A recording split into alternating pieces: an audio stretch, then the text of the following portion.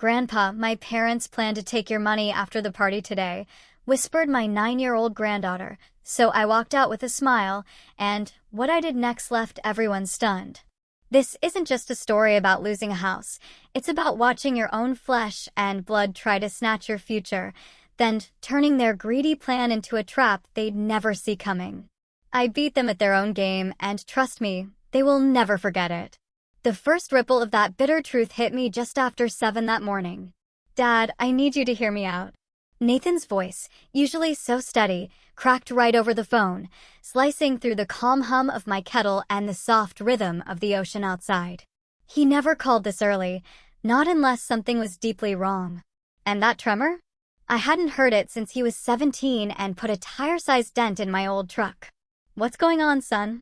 I asked, leaning back, watching the steam curl from my mug as the morning sun painted long rectangles across the oak table.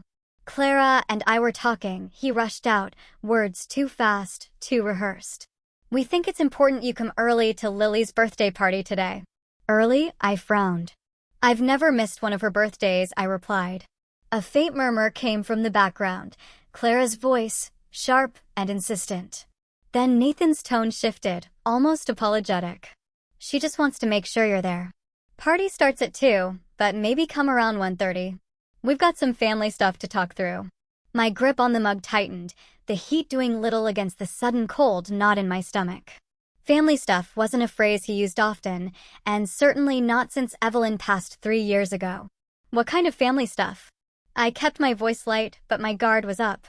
"Just planning for the future, making sure everyone's taken care of." That phrase. I'd heard it too many times in boardrooms and backroom deals. When people say everyone, they usually mean themselves first. Still, I told him, of course I'll be there early. Wouldn't miss it. I hung up, but the unease stayed, a silent, unwelcome guest in my quiet kitchen.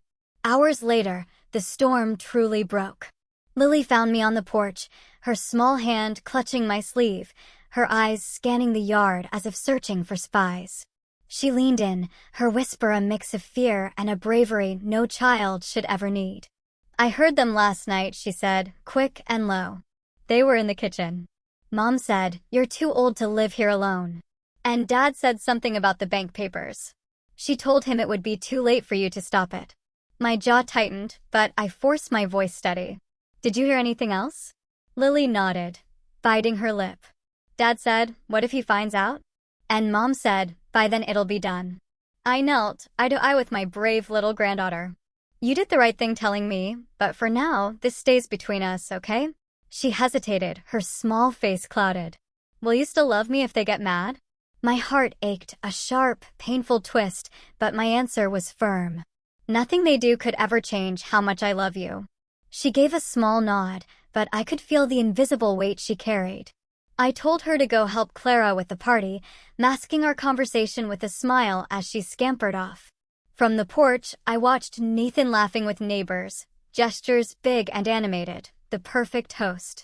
Clara stood beside him, one hand resting lightly on his arm, her eyes sweeping across my property with the predatory gaze of a broker sizing up a listing. They didn't know that the first crack in their carefully laid plan had just formed. The air was thick with salt and cedar, the ocean a calm, deceptive blue beyond the dunes. But my mind was already racing, calculating, cataloging. Evelyn's voice, a familiar echo in my memory, cut through the noise. "Arthur, don't let pride make you reckless, but don't let fear make you small." She'd known Nathan's weaknesses, had warned me years ago to keep an eye on him when someone else was doing the talking. Back then, I thought she meant his college friends.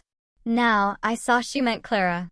I went inside and set the kettle to boil, more for the cover of sound than for the tea. From the drawer, I pulled out my legal pads, the yellow ones I've used for every house design, every budget, every serious plan in my life. I wrote the date, then 3 chilling words, papers from bank. Clara's banking background wasn't extensive, but it was enough to know how to package something dangerous in the wrapping of help.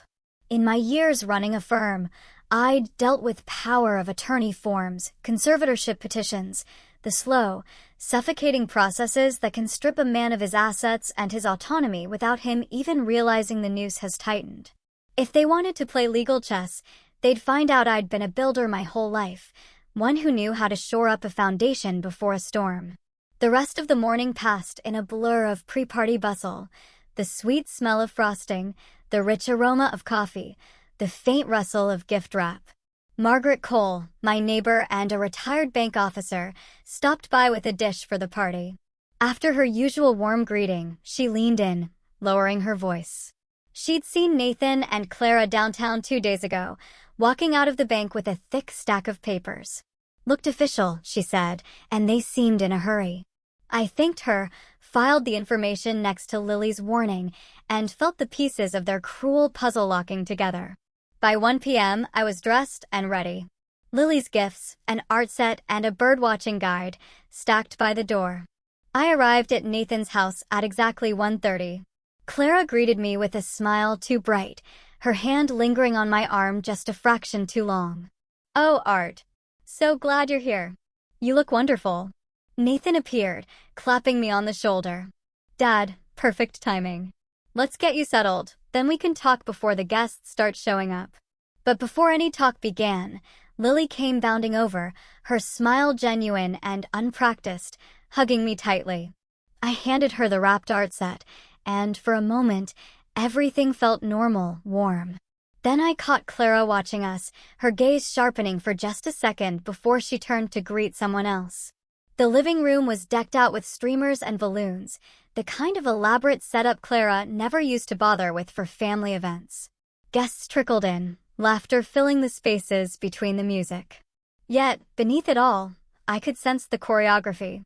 Clara and Nathan moved in subtle coordination, intercepting certain conversations, steering me towards certain people.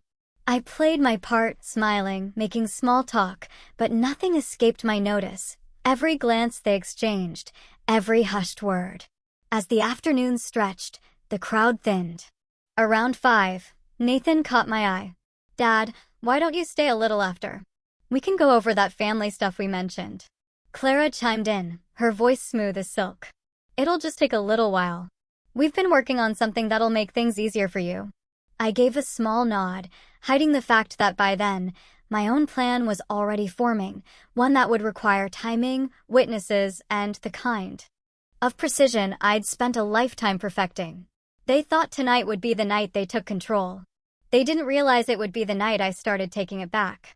By the time the last of Lily's friends had been picked up, the paper plates stacked in the trash, the light outside had turned the color of cooling embers. The party noise had thinned to a low hum, leaving just Nathan, Clara, and me in the living room. I knew this was the moment they'd been engineering all afternoon. Nathan glanced toward the door, as if confirming no one else would walk in, then leaned against the arm of the sofa. "Dad," he said, his voice a notch softer than usual, "why don't we sit down for a minute? Just us." Clara was already moving toward the dining table, the one spot in their house with no view of the ocean. No distractions, just a flat surface and plenty of room for papers. I followed, letting my pace be unhurried, my expression the same even calm I'd worn all day. Inside, my mind was cataloging angles, distances, and the slight bulge in Clara's leather tote resting by her chair. She sat opposite me, her posture straight but relaxed, the way a banker does when she's about to close a deal. She started, "Arthur, we've been thinking about the future," folding her hands neatly in front of her, "about making sure you don't have to stress over the little things. Bills, errands, bank trips." Nathan slid into the seat beside her, nodding along. "It's about helping you, Dad. We want to take some of that weight off your shoulders." I let my gaze drop to the tote. Clara caught it and, without breaking stride, unzipped the bag and pulled out a slim, sand-colored folder. My stomach recognized the texture before my mind did. Heavy stock, the kind used by law offices that like their work to feel permanent. She set it down between us, turning it so it faced me. The top page had a yellow sticky tab marking the signature line. The header, in block capitals, read, "Durable Power of Attorney." Nathan smiled, like a man presenting a gift. "This just means we can handle things on your behalf. If something comes up, you'd still be in control. This is just backup." That word, "just," is one I've heard in too many negotiations. It's the sugar they coat the hook with. Clara reached into the folder again and pulled out a second document. This one with a title that made my chest tighten. Transfer on death. It's a precaution, she said lightly, as though we were talking about buying an extra umbrella. If something happens, the property goes straight to the family without probate. It's seamless. You'd still live here as long as you want. My fingers rested on the edge of the paper, tracing the watermark without looking down. And you filled these out already? Just the basics, Clara replied. Names, addresses. All that's missing is your signature and a notary stamp. Nathan jumped in, his tone too quick. We can get the stamp in the morning. It's better to do it now, Dad. Tomorrow's Saturday, the bank's open half a day. We can knock it all out and be done. I studied his face. The eagerness there wasn't about helping me. It was about securing something before the weekend ended. What brought this on so suddenly? I asked, keeping my tone curious, not confrontational. Nathan shifted in his chair. We've been talking about it for months, he said, glancing at Clara. With the storms last winter, the repairs, you've got a lot to manage here. We just think it's time. Clara leaned in, lowering her voice like she was confiding in me. We saw what happened to Mrs. Ellison down the street when she had that fall. No paperwork, and her kids had to fight the bank for access to pay her bills. We don't want that for you. It was a good story, plausible, sympathetic. But I'd been in the neighborhood long enough to know Mrs. Ellison's fall was 3 steps off her porch onto her own lawyer's driveway. She'd handled her affairs just fine. I appreciate your concern, I said, and meant it in the narrowest possible way. Clara slid a pen across the table, the kind that leaves thick, confident ink. If we do this now, we can avoid headaches later.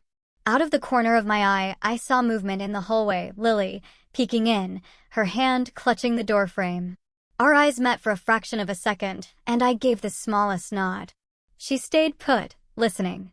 I picked up the pen, rolling it between my fingers. You've already spoken to someone at the bank?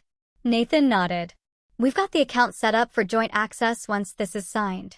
Makes it easier for us to pay things on your behalf. That was the tell. Joint access was the first step to merging funds, and merging funds was the first step to draining them. And the house? I asked. Clara didn't blink. The deed would just make it simpler to transition things if needed. You'd be listed as the life tenant. You keep living there until... She trailed off, just long enough for the silence to say what she wouldn't. Until you decide otherwise, Nathan finished too quickly. The pacing of their pitch was tightening. They wanted me to move from question to signature without enough space to think, which told me they were worried I might think. I set the pen down. I don't sign anything without reading every line. Clara smiled, but it was the kind that doesn't reach the eyes. Of course. Take your time. She pushed the folder a few inches closer. I opened it, scanning the text slowly. It was all there, the sweeping language about acting in my best interest, the clauses that allowed for property sales in the absence of any requirement for my approval on transactions under a certain amount, and in the deed, the quiet clause that let them refinance to preserve value without my consent. This is thorough, I said. We wanted to cover all bases, Nathan replied. We're just looking out for you. I closed the folder gently. Then you won't mind if I have my lawyer review it. Nathan's jaw shifted just enough to show the first crack in his confidence. Dad, that's not necessary. We already had someone review it. Then it should stand up to a second opinion, I said evenly. Dad, we're trying to help, Nathan pleaded. And I'm trying to make sure we all sleep well tonight, I replied. The air in the room had changed, thickened. Clara reached for the pen again, but I slid it back toward her. Tomorrow, I said. 10 a.m. With witnesses. For a moment, no one spoke. Then Clara leaned back, feigning ease. All right, tomorrow. Nathan forced a smile, but his eyes were elsewhere, calculating what this delay might cost him. I stood, letting the chair legs scrape just enough to mark the end of the conversation. I'll see myself out, I said, and walked toward the door. As I passed the hallway, I murmured, better than they think. Outside, the evening air smelled of salt and cedar again, but now it carried the weight of what had been set in motion. They thought they'd almost won. They didn't realize they'd just given me every piece I needed to dismantle their plan on my terms. I left Nathan's house with the folder's weight still in my hands, light as paper, heavy as intent. The road home ran along the dark line where the ocean keeps its own counsel. By the time my porch light swung into view, the night had quieted into that particular stillness our coast knows. Not silence, but a low, steady breath that makes a man hear his own steps. I unlocked the door, set the folder on the oak table, and clicked on the kitchen lamp. The cone of warm light made the papers look ordinary again, as if a signature could ever be ordinary. There are nights when you sleep, and there are nights when you build. Tonight, I built. I pulled a yellow legal pad from the drawer, wrote the time at the top, 8:41 p.m., and started a list with the calm of a man measuring rafters. 1. Witnesses. 2. Counsel. 3. Proof of pattern. 4. Layout of the room. 5. My voice. I don't raise it. I use it. I took my phone and typed slowly so there'd be no mistakes. To Margaret, need you here tomorrow at 10 a.m. with your niece who has the notary stamp. Quiet matter. Please reply yes if you can. To Sam Whitaker, Sam, urgent. POA and deed shoved at me tonight. Need your eyes and your presence. 10 a.m. tomorrow at my place. I'll have coffee. Bring your calm. The screen glowed in my palm as the messages sailed out. Within a minute, Margaret's 3 dots pulsed. Then her answer, yes, we'll be there. No questions.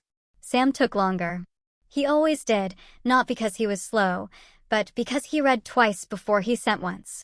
I'll be there. Do not sign a thing. Bring nothing to them. Let them bring it to you, he wrote. My mouth tightened into what might have passed for a smile on a younger man. I set the phone beside the folder and opened the front flap. Durable power of attorney. Transfer on death deed. A third sheet I hadn't clocked at the table slipped forward. A third-party authorization for my insurer, granting full policy inquiry and modification access. Clara had thought of the utilities, the things I never think about until a storm knocks them down. Good.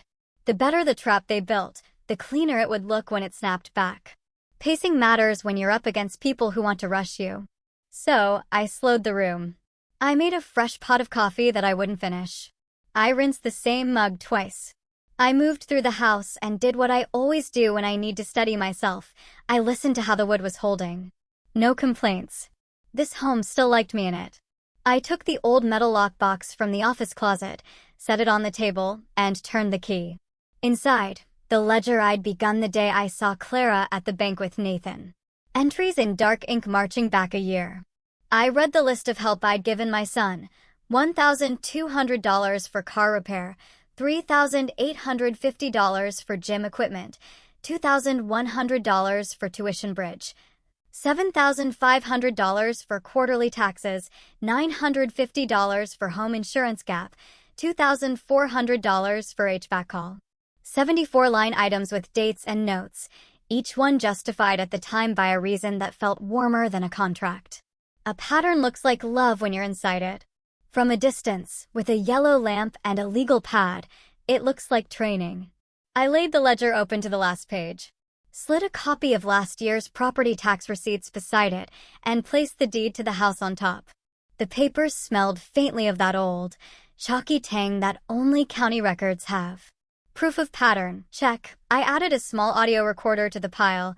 Cheap, discreet, a thing I used to keep notes when I was consulting and my hands were too dusty for a pen. I didn't need a secret recording to win.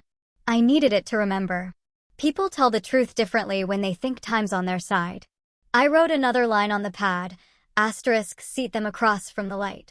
Me with my back to the window. Witnesses near the door, asterisk, the layout matters.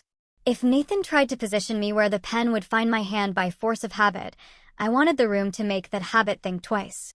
I pulled Evelyn's picture off the safe and turned the dial. November 23rd, 79, our wedding date. The metal door slid open. Inside, originals of everything that makes a life a shape officials will recognize.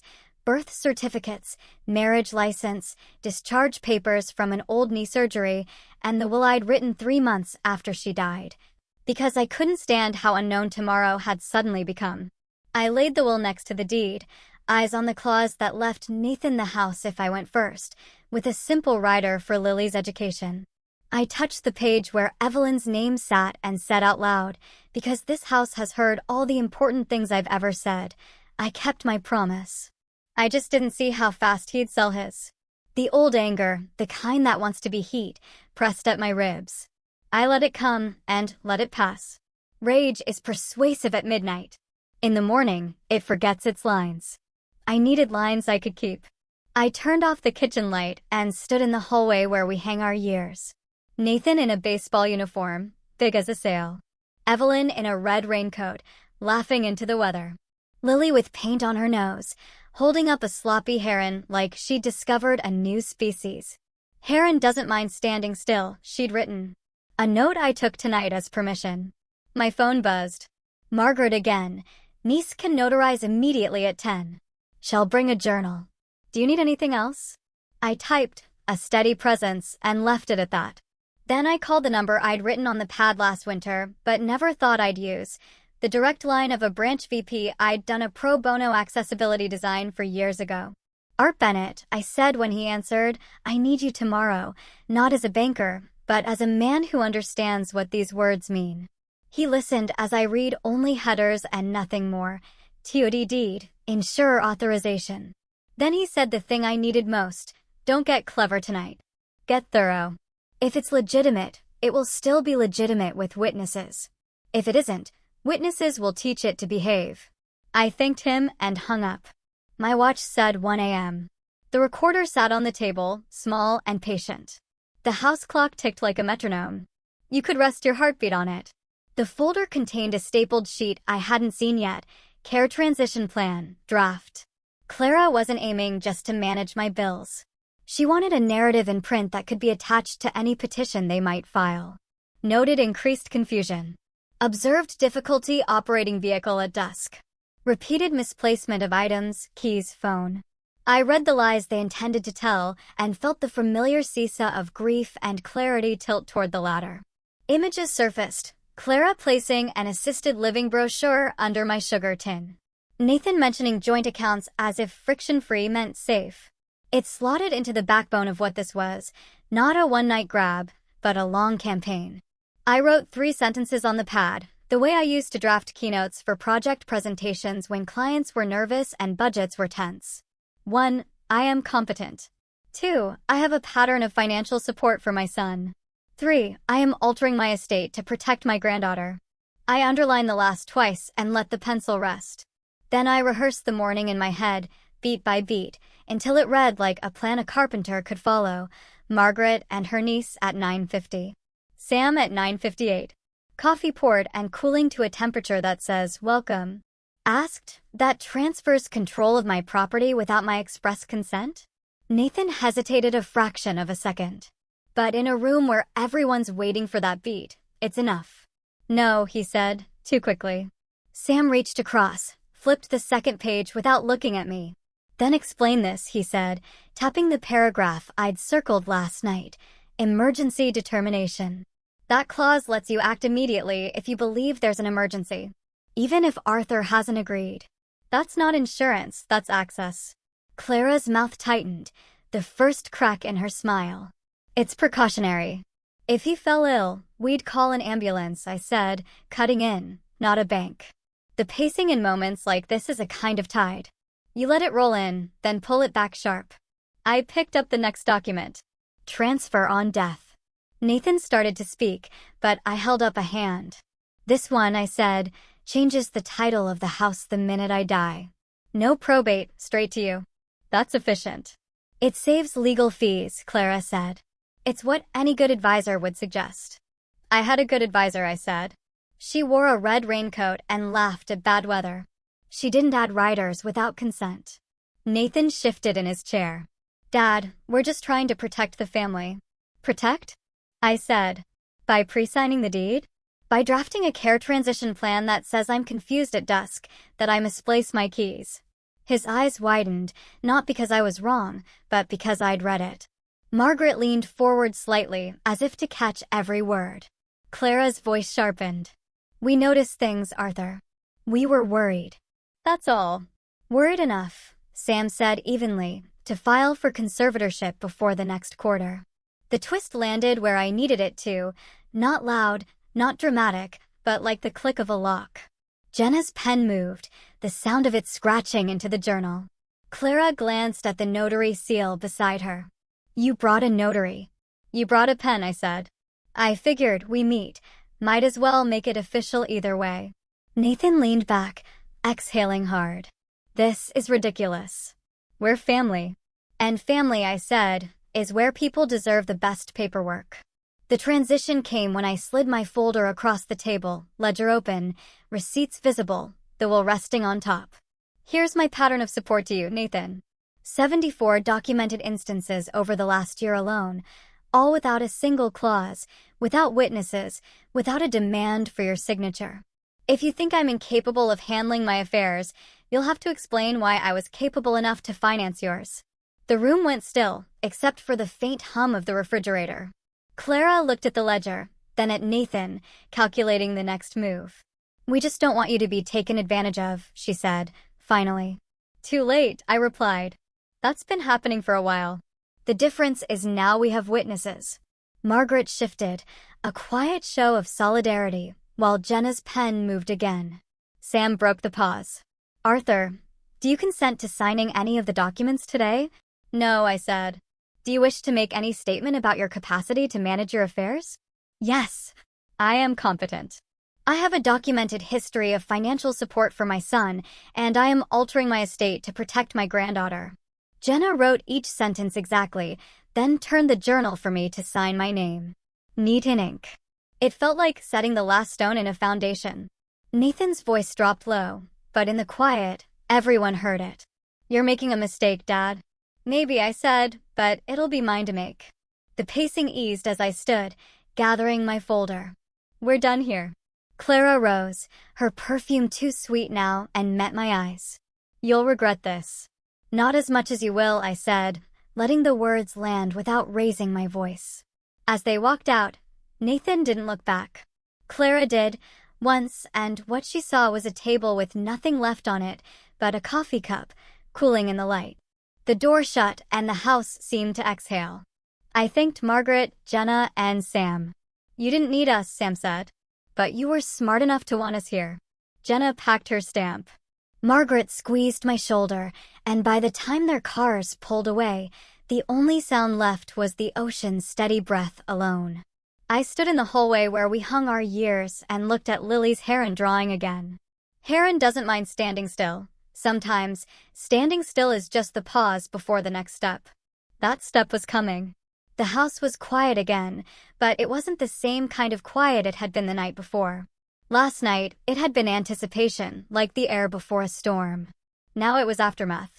Heavy, deliberate, the kind of silence that follows when something has shifted just enough that it can't shift back. I stood in the kitchen, fingers on the edge of the oak table, feeling the faint ridges worn into the grain from decades of coffee mugs and Sunday crosswords. Winning a single round doesn't end the game. It only changes the rules. My phone buzzed once on the counter. Unknown number. I let it go to voicemail. Another buzz, this time a text. "You've embarrassed us. We'll talk later. Nathan." No punctuation, no warmth. I read it twice, then deleted it without replying. If he thought I'd be baited into another exchange so soon, he didn't understand me as well as he thought.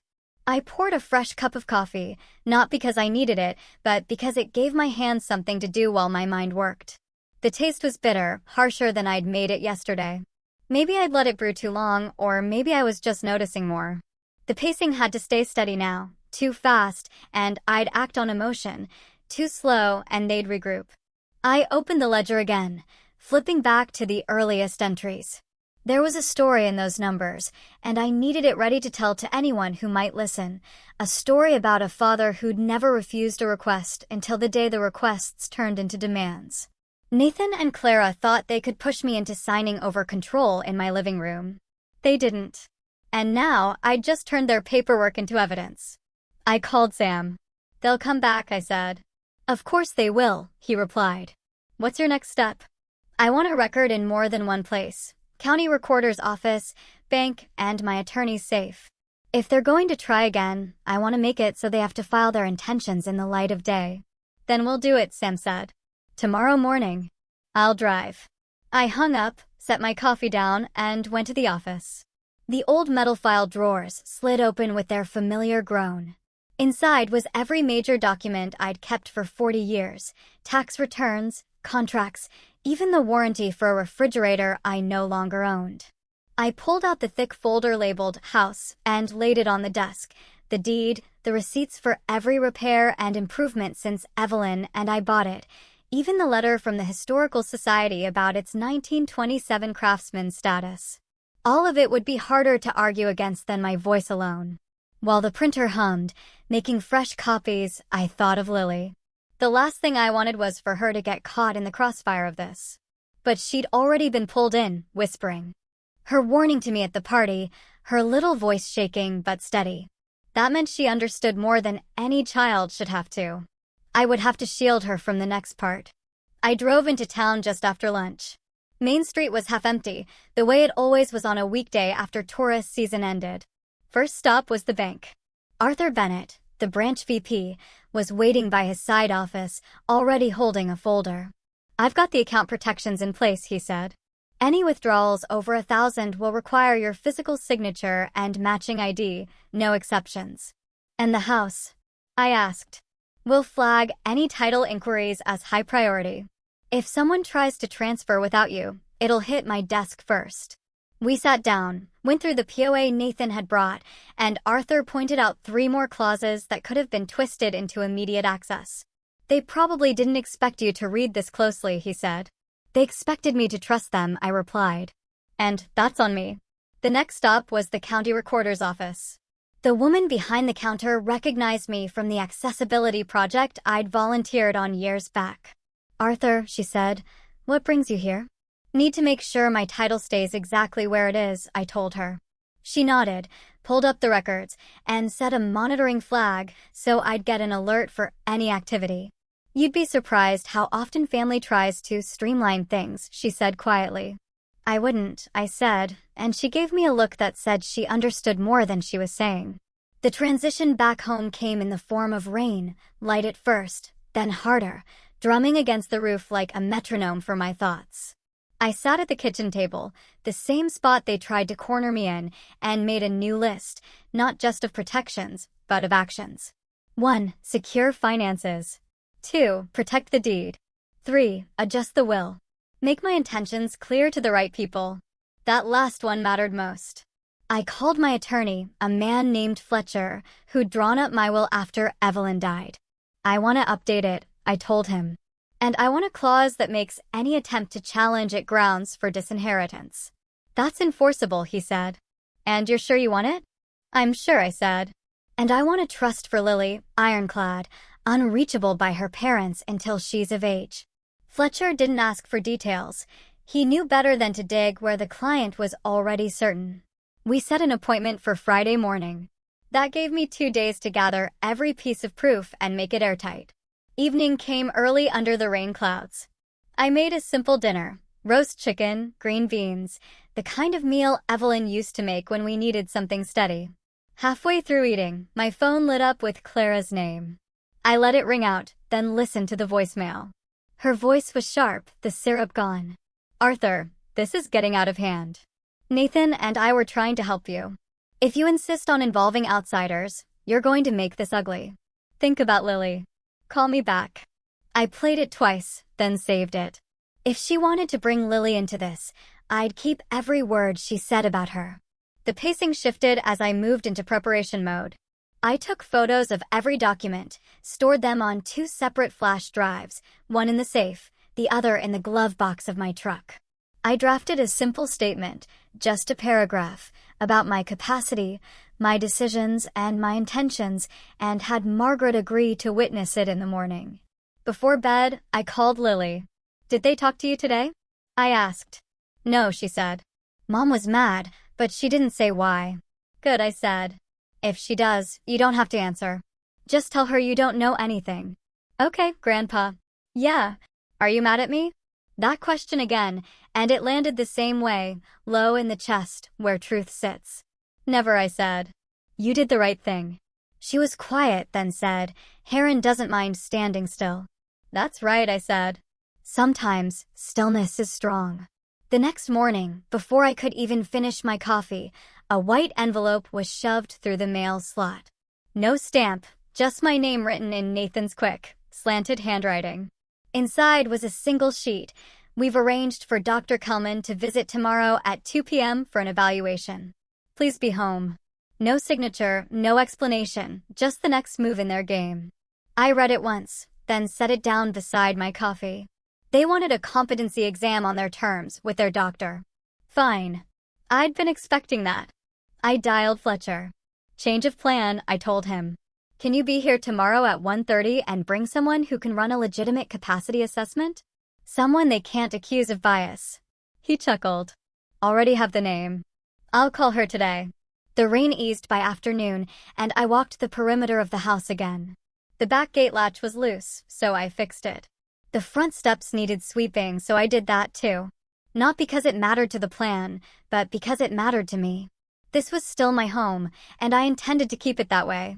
By evening, I felt the shape of what was coming. They'd arrive with their doctor, expecting to steer the conversation toward confusion and frailty.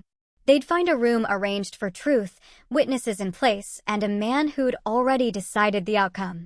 The game was still on, only now it was on my board. The morning they chose to test my mind broke colder than it should have for late September. The kind of cold that makes the air taste metallic when you step outside. If someone invites a storm to your doorstep, you decide where the lightning hits. I stood at the kitchen counter, watching the steam rise from my coffee. Not because I needed the warmth, but because the mug felt steady in my hands. Steadiness was the thing they were coming to question. At 8 a.m., Fletcher called. Arthur, I've confirmed Dr. Harrington for this afternoon. Board certified in geriatric medicine, published on capacity evaluations, and allergic to cutting corners. She'll be there at 1:30. Good, I said. They're expecting Dr. Kelman. Fletcher let a small smile into his voice. Then they'll be pleasantly disappointed. The pacing had to be deliberate today. No rushing, no last-minute adjustments that looked like scrambling. Every move needed to feel inevitable, like I'd been ready for this all along. I set the oak table again, same placement as before, my chair with the light at my back, 2 empty chairs across, witnesses near the door. Margaret and Jenna would be here by 1:15. Sam by 1:20. The folder of documents sat closed in the center, not to be touched until I decided. At 10 o'clock, I walked the perimeter of the property one more time. The cedars smelled sharper in the cold, and the gravel path under my boots sounded louder than usual. I checked the mailbox, knowing nothing important would be there, but the small act of opening and closing it made me think of all the years Evelyn had done the same. This house wasn't just mine. It was the record of a life built in lines. And I wasn't about to let anyone redraw it without my hand on the pencil. My phone lit up. Clara. I answered this time. Art, she said, her voice bright in a way that meant it wasn't real. Just wanted to make sure you. Remember Dr. Kelman is coming at 2. I remember you arranged that, I said. And I've arranged something else. Silence. Then, what does that mean? It means the evaluation will be thorough, documented, and witnessed for everyone's protection. Her tone sharpened. You don't trust us. I trust the process, I said, and ended the call. I could almost feel her pressing the phone to her ear afterward, trying to decide if she'd miscalculated. At 1:15, Margaret's car pulled up. She stepped inside with her steady presence, setting her thermos down on the sideboard. Jenna followed, journal in hand, her expression unreadable as a locked drawer. Are we ready? Margaret asked. Ready, I said.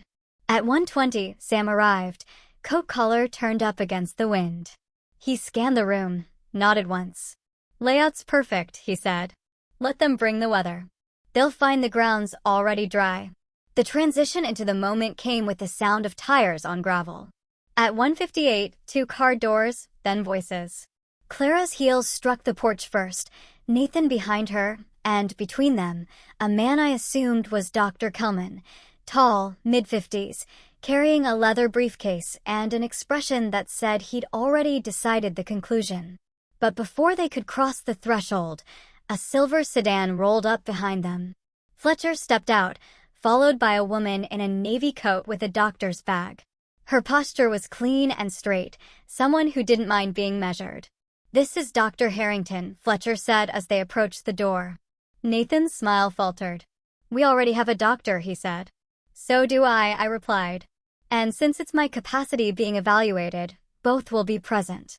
That way, there's no dispute." Kelman's eyes narrowed, but he stepped inside without comment. Harrington followed, setting her bag neatly by the chair next to mine. Clara's voice was sugar over steel.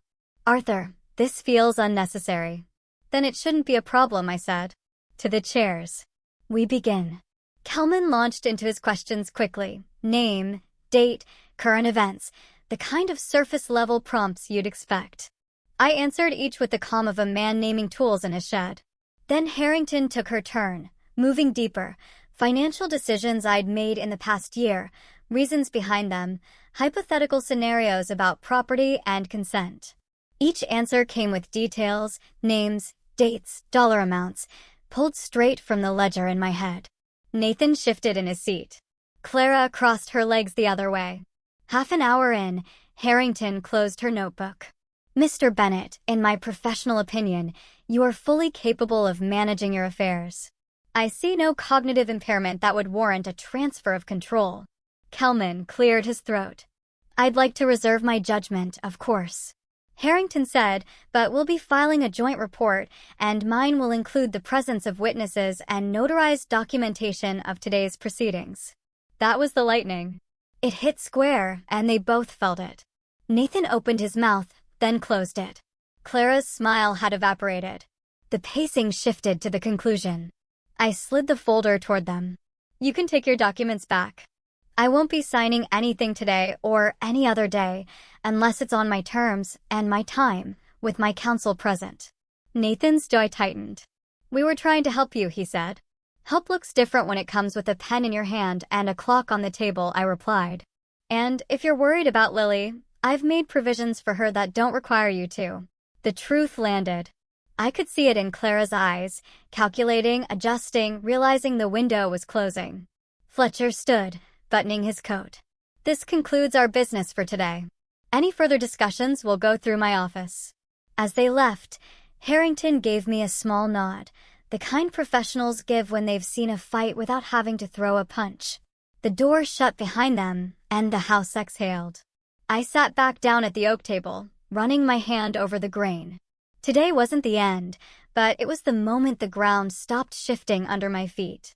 And in this kind of game, that's the first step toward winning. They left my driveway in 2 cars, one right after the other, but the gravel dust hung in the air as if reluctant to follow them. I stayed seated at the oak table long enough to hear the kettle click off in the kitchen. No rush. In war, whether it's fought with ink or with iron, what you do in the moments after a battle matters as much as the battle itself. I poured the tea and let it cool. The house had gone quiet, but not the quiet you can trust. This was the quiet after an animal slinks into the brush. You can't see it anymore, but you know it's still there, circling. By 4:30, Fletcher had gone. Harrington had gone. And even Margaret had reluctantly stepped back across the yard to her place. I walked her to the gate. "They'll try again," she said. "Yes," I replied, "but next time there'll be rushing, and rushing people leave fingerprints." She gave me that slow nod she reserves for hard truths, then turned toward home. Inside, I gathered the paperwork Kelman had brought and slid it into a plain manila envelope. It wasn't evidence in a courtroom sense, not yet. But it was a record, and records have a way of outlasting lies. I put the envelope in the drawer where Evelyn once kept birthday cards, a place Nathan and Clara would never think to look, because it held nothing of financial value. That was the first layer of my counterattack, make them underestimate where the real value was. At 6 o'clock, the phone rang, not the house line, but my cell. Lily's name lit up the screen. "Grandpa, they're mad," she whispered before I could even say hello. Mom slammed the cupboard door, and Dad told her to keep her voice down, but I heard him say something about finding another angle. My grip tightened on the phone. "You did the right thing calling me. You're all right." "Yeah, but Grandpa," her voice shrank a little. "Are they going to take the house anyway?" I took a slow breath. "Not if I can help it, Lily. And I can help it." I hung up and sat there, letting her words echo.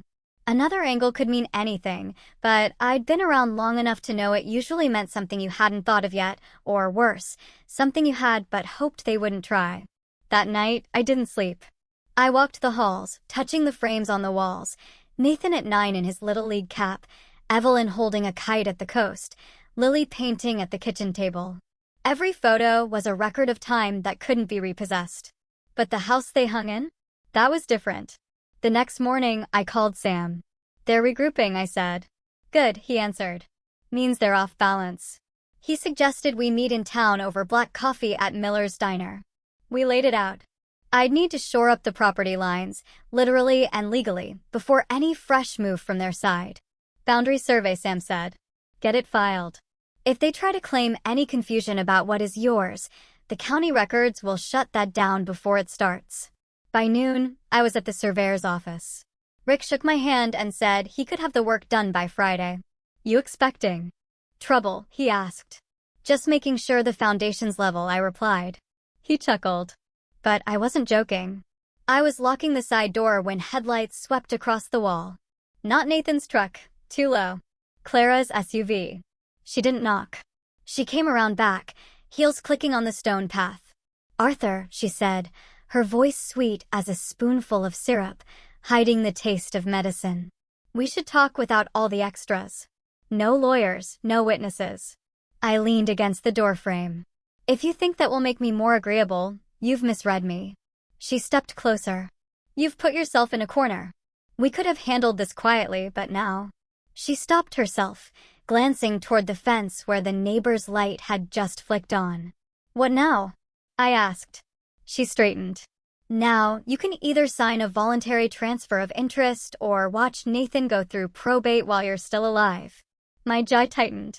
"You've been doing your homework." "But so have I." I opened the door just enough for her to see the manila envelope sitting on the counter. "Every word, every signature you've tried to push on me logged. And if I ever have to, that goes to the sheriff before sundown." Her eyes narrowed. "You wouldn't." I smiled faintly. "You don't know me as well as you think." She left without another word, but her heels struck the stones harder than before, the sound of someone walking away with less than they came for. Over the next 2 days, I moved quietly. I called an old friend in insurance to review my homeowner's policy and made sure all contact information bypassed Nathan entirely. I updated my will to make Lily's trust airtight, with Margaret as co-trustee. And then, because counterattacks work best when they arrive from a direction no one's watching, I paid a visit to the county treasurer's office. There, it's a little-known process called a life estate with retained powers. It meant I could still live in the house, still control it, but the remainder man, my chosen successor, would be locked in. I chose Lily. When I walked out of that office with the files stamped and sealed, the October wind cut across my face sharper than I expected. It didn't matter. The foundation was set now. If Nathan and Clara wanted to move me, they'd be dragging chains they didn't even know I'd wrapped around the place. That Friday, the surveyor's report came in. Rick met me at the property line with the papers. "No disputes. Boundaries are clean. You're rock solid here." I shook his hand and thought, not for the first time, how much of survival is just getting the right people on your side before you need them. Saturday morning, Lily came over again, paint on her hands. "I drew something," she said, handing me a sheet.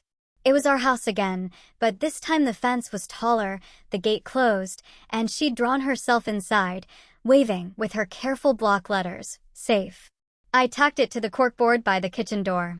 "That's exactly right," I told her. Because now it was. Nathan's voice was already different when they came back 2 days later.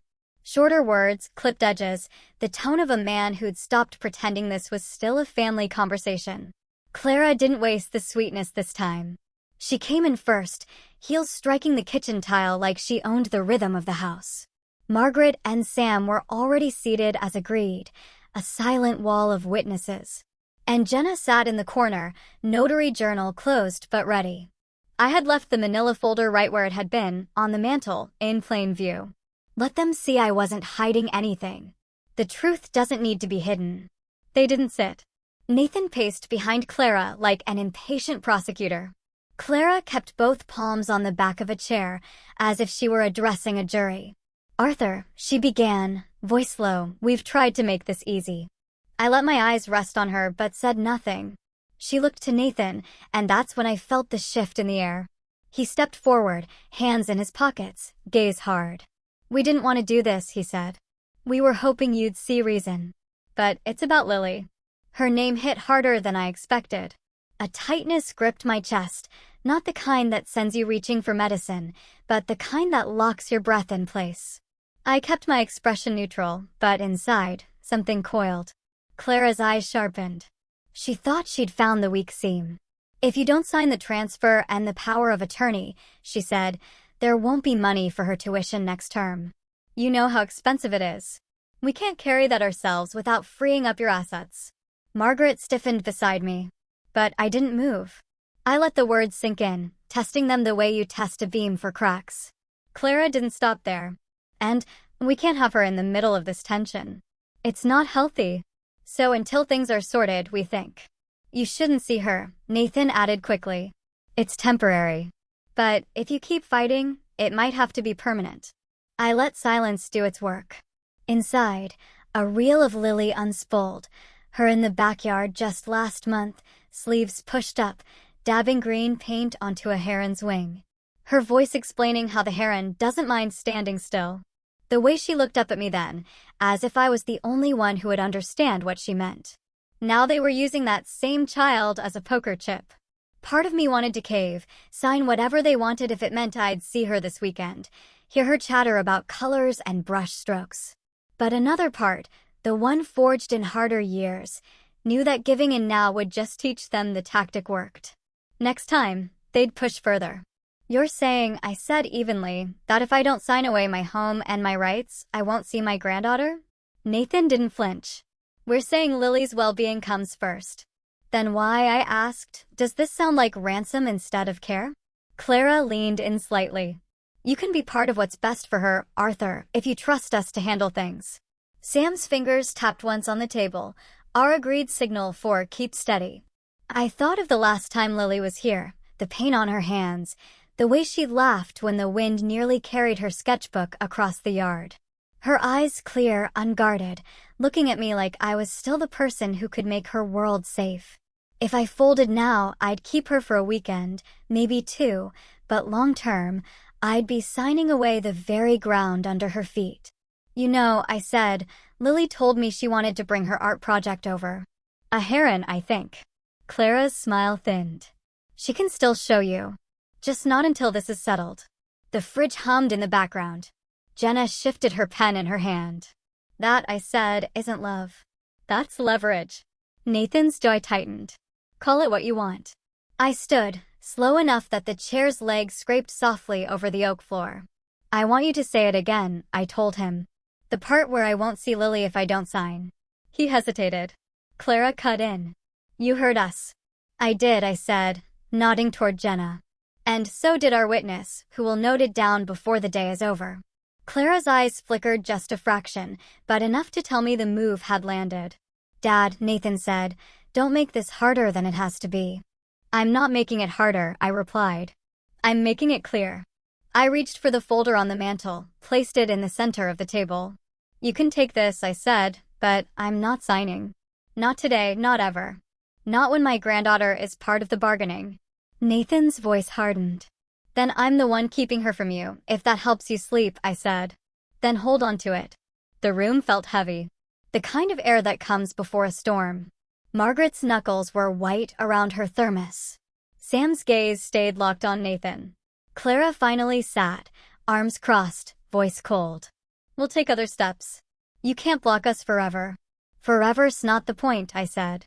"Today is. And today you told me everything I need to know about how far you'll go." Jenna opened her journal and began to write. Nathan grabbed the folder without opening it, slid it under his arm like something stolen. At the door, he turned. "You brought this on yourself." "No," I said. "You brought Lily into it." The door shut. Engines started. I stayed standing until their cars were gone. Margaret exhaled. "That was ugly." "It was honest," I said. Sam leaned back. "They're not done." That was a shot across the bow. Next time will be formal. Let them, I replied. They've played their strongest card. Now I'll play mine. I picked up my yellow pad and wrote 3 words in block letters. Guardianship. Custody. Contempt. The heron, I thought, doesn't mind standing still, especially when the tide's about to turn. They didn't wait long to make good on their threat.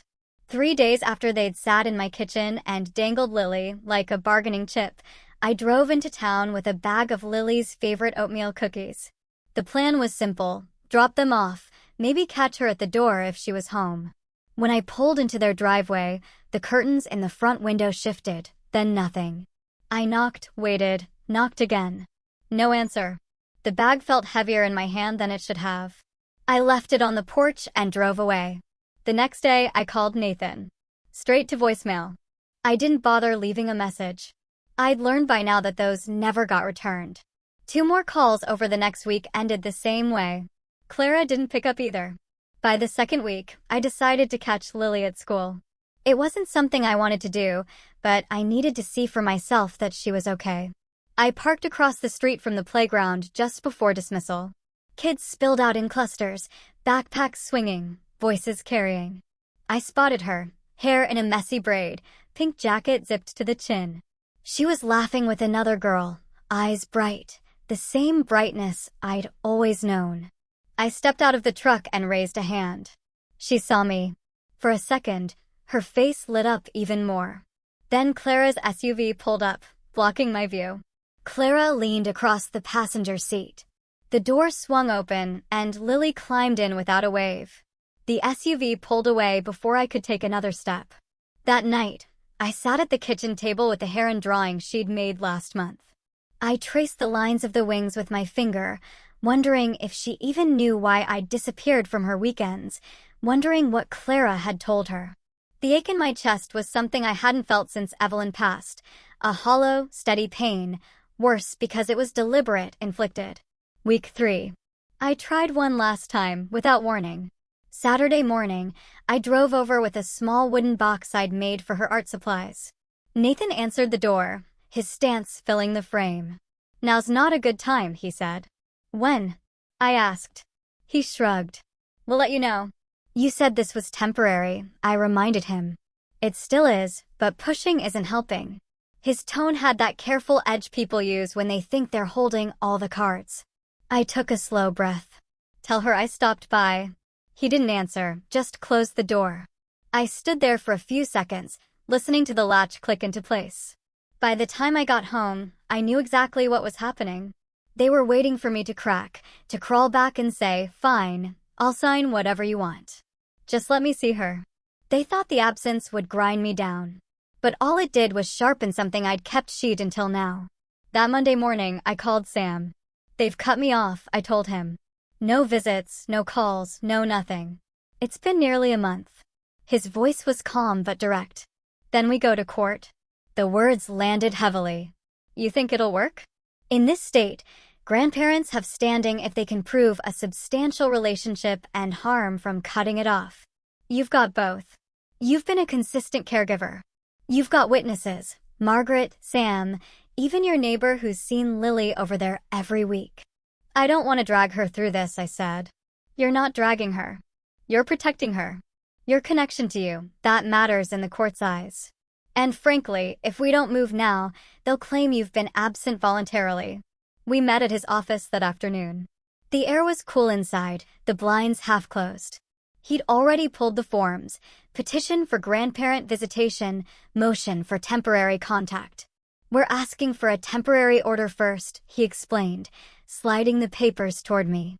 That gets you back in contact while we prepare for the full hearing.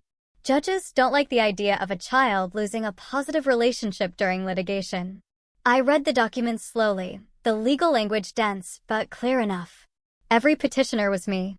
Every respondent was Nathan and Clara, my own son's name in black ink on the other side of the V, the kind of thing you never expect to see in your life. Sam laid out the steps. We'll file with the county court. They'll serve notice to Nathan and Clara. The first hearing will be for the temporary order, probably in a week or 2. After that, we build the case for permanent visitation. What about them saying I'm unstable or unfit? I asked. Then we prove otherwise. Clean record, steady income, documented involvement in Lily's life. We've got photos, text messages, testimony. You've done nothing wrong, Arthur. I signed where he pointed, my pen scratching against the thick paper. Each signature felt like crossing a bridge you can't walk back over. When I left the office, the March wind was sharp enough to sting. I drove home with the radio off, my mind replaying every moment with Lily, painting on the porch, reading on the couch, fishing at the lake. If Nathan and Clara wanted to erase all that, they'd have to do it in front of a judge. That night, I pulled out the yellow pad and started a list. Every date Lily had been at my house in the last year, every holiday we'd spent together, every school event I'd attended. By midnight, the list was 3 pages long. Proof, not just for the court, but for myself, that what we had was real, worth defending. The next morning, I called Margaret, told her what I was doing. She didn't hesitate. You need me to testify, I'll be there. Sam said the same. Even Jenna, who'd witnessed that last kitchen meeting, agreed to put her notes into an affidavit. The following week, the court clerk called with a date, temporary order hearing, April 14th. 2 weeks away. 2 weeks until I could look Nathan and Clara in the eye in a courtroom and say, this is not yours to take. I stood at the fence that afternoon, looking toward the horizon. The heron doesn't mind standing still, I thought again. But stillness isn't the same as surrender, and this fight was just beginning. The courthouse smelled faintly of varnish and old paper, the kind of scent that settles into wood and never leaves. I'd been here before for property filings and zoning disputes, but never like this. Today, it wasn't about a boundary line on a map. It was about a living, breathing part of my life. A little girl with paint under her fingernails and a laugh you could pick out of a crowd. Sam met me at the top of the courthouse steps. He was wearing his usual navy suit, his briefcase tucked tight under one arm. They're already inside, he said. They? I asked, though I didn't need to. Nathan, Clara, their attorney. I nodded. The words from that last kitchen conversation were still sharp in my memory. That's not love, that's leverage. We passed through security. The metal detector beeped at the change in my pocket. I dropped the coins into the plastic tray, watching them rattle to a stop. Every small noise felt amplified this morning. Inside the courtroom, the benches were half full. Margaret and Sam were there, seated together in the second row. Sam gave me a short nod. I spotted Jenna, too, her notary journal balanced on her lap, even though she wouldn't be recording anything today. Nathan sat at the respondent's table, in a charcoal suit that looked like it had been worn to weddings and funerals alike. Clara was beside him, back straight, hair pulled into a tight knot. Her eyes slid over me once, unreadable, then back to the front. The judge entered, a woman with silver hair pulled neatly into a bun. She took her seat, adjusted her glasses, and called the case, Petition for Grandparent Visitation, Arthur Bennett versus Nathan Bennett and Clara Bennett. Hearing my last name on both sides of the V felt like a strange kind of fracture. Sam rose. Your Honor, my client has been a consistent and positive presence in his granddaughter's life since her birth. He has served as a caregiver, provided for her needs, and maintained a close relationship with her until the respondents abruptly and without cause cut off all contact. We are seeking a temporary visitation order to preserve that relationship while the court considers the full petition. Their attorney stood. Your Honor, my clients acted in the best interest of their daughter. The home environment at Mr. Bennett's residence has become contentious due to ongoing property disputes between the parties. They believe limiting contact is necessary until those matters are resolved. The judge looked at Nathan. Mr. Bennett, is that accurate? Yes, Your Honor, Nathan said, his voice steady, practiced.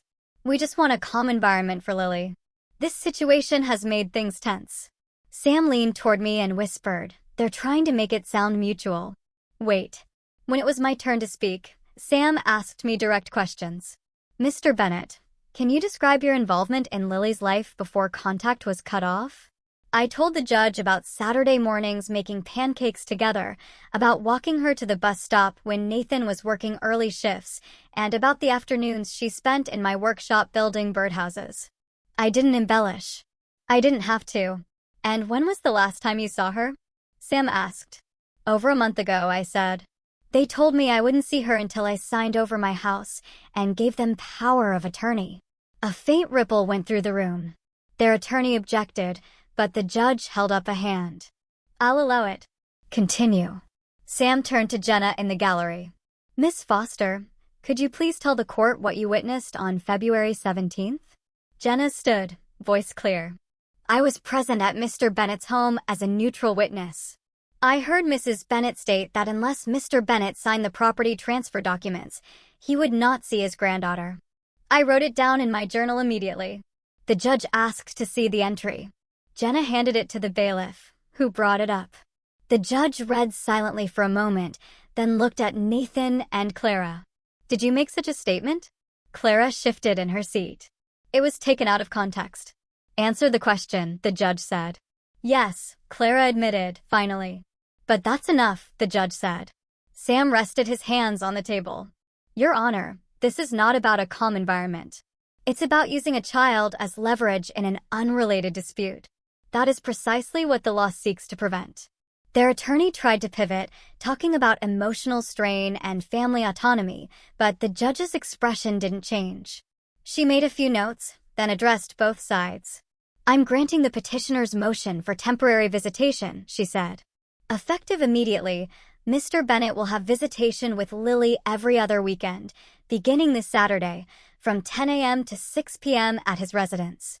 Exchanges will take place at the police substation parking lot for neutrality. I am also ordering both parties to refrain from making disparaging comments about each other in the child's presence. The gavel came down once, the sound sharper than I expected. Nathan's jaw was tight, but he didn't look at me. Clara whispered something to him as they gathered their things. Sam packed up his files. This is a win, he said quietly. Temporary orders often set the tone for final ones. I nodded, but my focus was already on the Saturday ahead. When the court adjourned, Margaret squeezed my arm. You did the right thing. I hope she thinks so, I said. Saturday came, cold and clear. I got to the substation early, the yellow line in the lot bright under the morning sun. At exactly 10 o'clock, Clara's SUV pulled in. Lily stepped out, backpack slung over one shoulder. She spotted me and broke into a run before Clara could say anything. I knelt, and she wrapped her arms around my neck. Grandpa, she said, her voice muffled in my coat. I made a new heron. It's better than the last one. I pulled back enough to see her face, the same brightness as always. Can't wait to see it, I told her. Over her shoulder, Clara was already getting back into the SUV. For the first time in weeks, I didn't care what expression she wore. Lily was here. And for now, that was enough. Back at the house, she unpacked her paints at the kitchen table. The afternoon light caught in her hair, and the hum of the fridge was the only other sound. Watching her dip the brush, I realized something. Standing still, like the heron, isn't about waiting for the tide to turn on its own. It's about knowing when to strike. And this? This was only the first strike. I watched Nathan's taillights fade into the mist outside the courthouse, swallowed by a gray that felt like the earth itself wanted to close over this chapter. Clara followed behind, head down, phone pressed to her ear, her words fast and clipped. No sugar left in her voice, only the brittle scrape of someone who'd lost control. I didn't need to hear the conversation to know they were already trying to salvage something, anything. People like them never stop scheming. But it didn't matter. The judge's order was stamped, signed, and entered into the record. I would see Lily every week unsupervised. Starting now. Sam walked beside me down the courthouse steps, his voice low, deliberate. You didn't just win today, Arthur. You took their strongest weapon and broke it in half. I nodded. The words were steady, but inside, the weight I'd been carrying didn't drop all at once. It loosened in slow spirals, like rope unwinding. Across the street, Margaret stood with Lily, who had been waiting the entire time. Her small frame was tense, eyes scanning every face until, there. She saw me. Her whole body seemed to light up from the inside. Then she was moving, faster than I'd ever seen her run.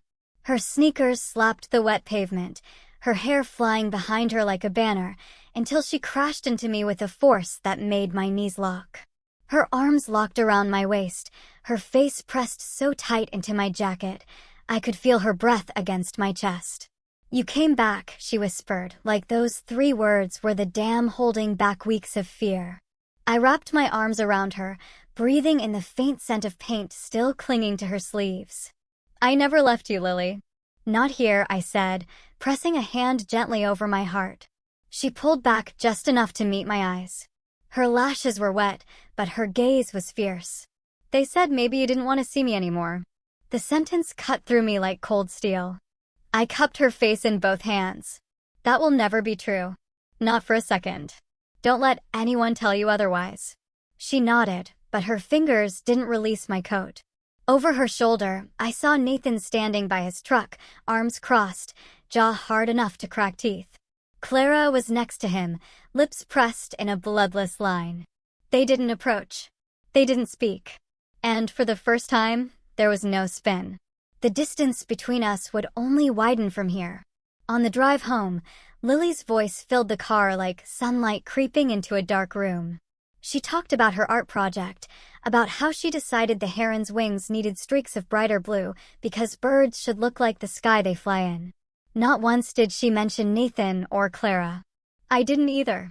The court order might have given me weekends, but the real victory was here beside me, legs swinging, hands painting the air as she spoke. That evening, we walked down to the marsh together, the heron painting framed in oak under her arm. She set it against the old piling with care. "It's finished now," she said softly. "See? The wings are ready." I studied each brushstroke, deliberate. Each shade chosen with purpose. "It's beautiful," I told her. Just like the artist. Her smile was unguarded, free of the shadows I'd seen in recent months. And for a moment, the air felt lighter. When she went to bed, I stood in the doorway of the guest room for a long time, listening to the steady rise and fall of her breathing. That sound was peace, the kind I'd been chasing without realizing it. Downstairs, the manila envelope sat on the mantel, now heavier with certified copies of the order, the life estate deed, and my will naming Lily as the one to inherit it all when the time came. Locks on the gates, both the kind you can see and the kind only I know are there. I thought about Nathan and Clara then, not with rage, but with clarity. Tonight, they'd return to their own home, sit in separate rooms, speak in clipped sentences, maybe argue about what went wrong. And somewhere in the quiet between them, they'd feel it. They hadn't just lost a legal battle. They'd lost their hold over me and over her. That's something no court can give back. Upstairs, Lily stirred in her sleep, but didn't wake. I turned off the light, letting the darkness settle like a calm hand over the house. Outside, the tide shifted with the wind, steady, patient, inevitable. The heron doesn't mind standing still, because it knows the stillness is part of the hunt. And I've learned the same. Stillness isn't surrender. It's the quiet strength to protect what matters until the moment comes to move. One day, when Nathan and Clara look back, they'll see me exactly where they tried to push me out, free, unshaken, and guarding the only treasure worth fighting for. Because in the end, the measure of a life isn't what you win, but what you refuse to lose.